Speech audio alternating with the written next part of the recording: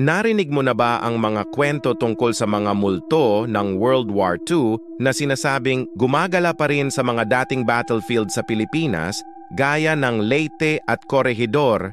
Sabi ng mga lokal at mga sundalong naka-duty ron, tuwing hating gabi raw, maririnig mo ang tunog ng mga putok ng baril, sigaw ng mga sundalo at ingay ng eroplano.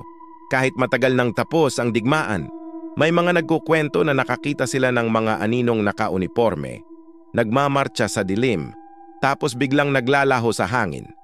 Sa Corregidor, may mga turista raw na nakarinig ng mga yabag sa tunnel at malamig na hangin na dumadaan kahit walang tao.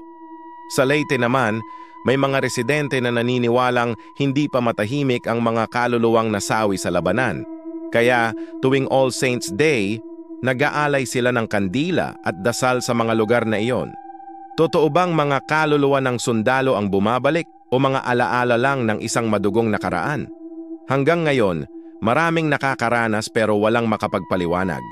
Ikaw, kakayanin mo bang maglakad sa Corregidor Tunnel mag-isa sa kalagitnaan ng gabi?